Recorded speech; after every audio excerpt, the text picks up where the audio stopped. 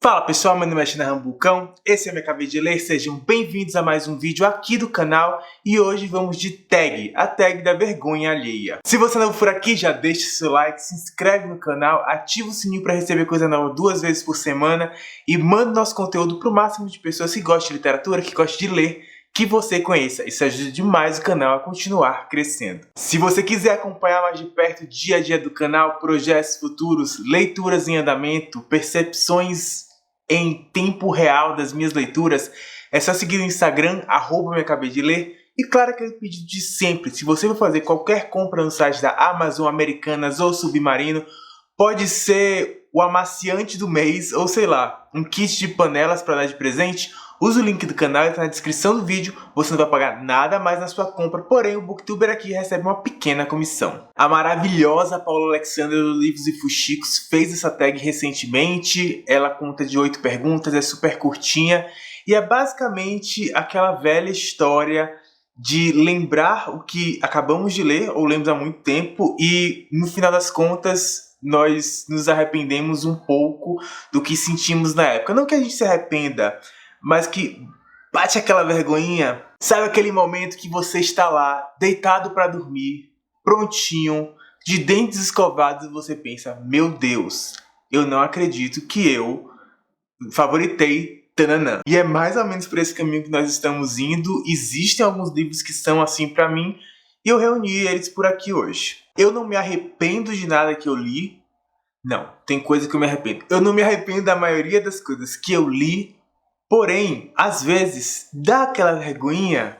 Sempre dá. Vamos lá, vamos começar a responder as perguntas. Pergunta número 1. Um livro que você tem vergonha de ter amado. Essa foi relativamente fácil de achar, porque foi um livro que eu amei muito a leitura e que, se não tivessem acontecido algumas coisas depois, ele estaria na minha lista de melhores do ano, mas, por uma série de questões e coisas que pessoas me explicaram, ele, obviamente, saiu, a nota dele caiu e ele deixou de ser favoritado. Eu estou falando de Aristóteles e Dante Descobrem os Segredos do Universo. Gente, quem acompanhou principalmente no Instagram na época que eu li, e alguns vídeos aqui do canal, lá para junho, vocês veem com tranquilidade o quanto eu amei esse livro, o quanto ele foi uma experiência incrível, o quanto eu não parava de falar sobre ele. Basicamente se tornou um dos meus livros favoritos do ano.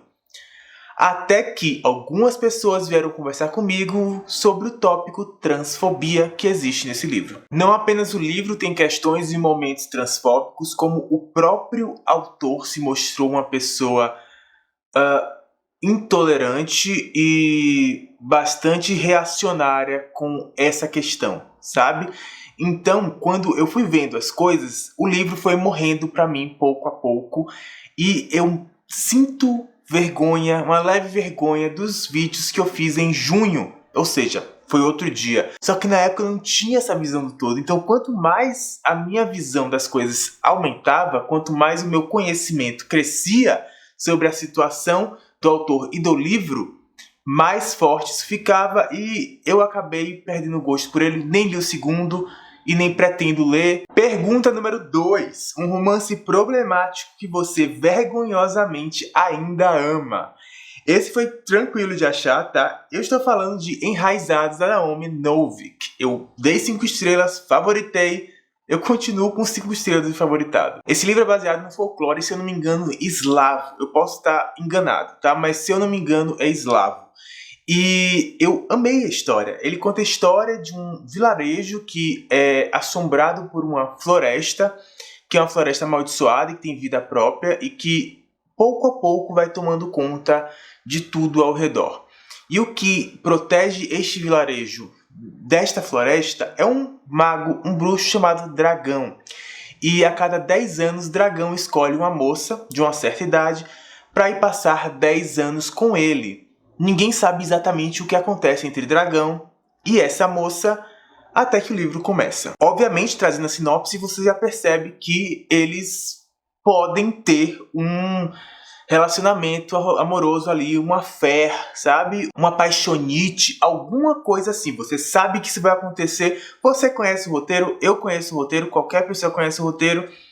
Todo mundo já viu isso mais de uma vez. E é exatamente o que acontece aqui. Porém, o que é que as pessoas apontam sobre isto? Síndrome de Estocolmo. Ela é meio que sequestrada, ela é tirada da sua família para morar com um homem estranho por 10 anos e ela se apaixona por esse homem estranho. Faz sentido, não faz? E eu entendo a visão de algumas pessoas, mas eu ainda não consigo ver essa síndrome de Estocolmo porque eu não considero que acontece ali um sequestro, sabe? Você lendo o livro, você entende.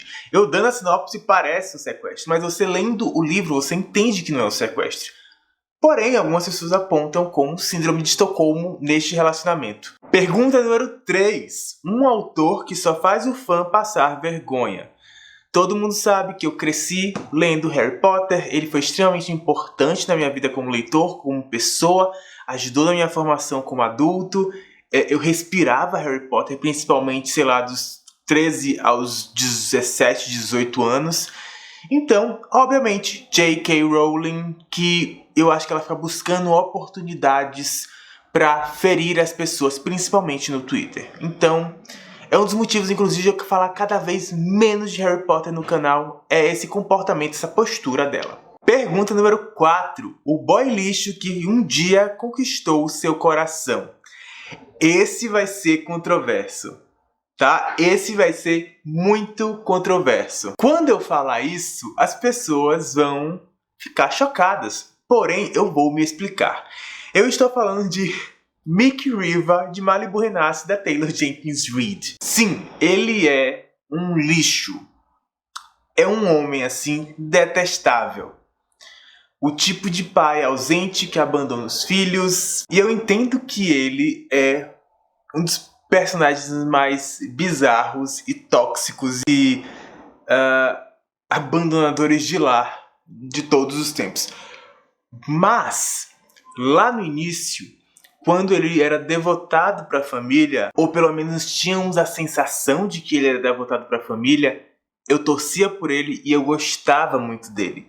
Só que assim, a vergonha já veio no meio do livro, tá? No meio do livro, a vergonha já veio e não tinha mais o que fazer. Aí eu passei a detestar o personagem, mas já era tarde demais. Pergunta número 5, Pura Irradiação. O livro mais vergonhoso que já favoritei. É esse novamente, não tinha outra opção, infelizmente. Pergunta número 6, um livro que você tem medo de reler e passar vergonha. Gente, tem um que eu falo o tempo inteiro. Um que tá esgotado, que todo mundo quer, que todo mundo fala, que todo mundo ama, que todo mundo pede para ser reimpresso, reeditado, republicado no Brasil, que é Mistborn. Gente, o que eu posso falar sobre Mistborn? Mistborn é uma das minhas fantasias favoritas da vida. E ano passado eu tentei uma releitura, só que eu tava no meio de uma ressaca pesadíssima. Aí eu abandonei a releitura e eu recomeço em outro momento. Meu medo é ler a trilogia principal, a primeira trilogia, e não gostar.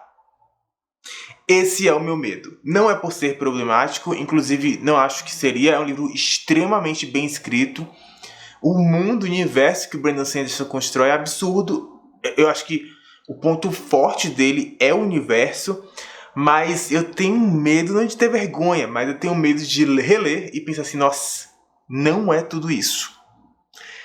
Pensa nesse medo. Você submeter um dos seus favoritos a uma releitura e terminar com a sensação de que não é tudo isso.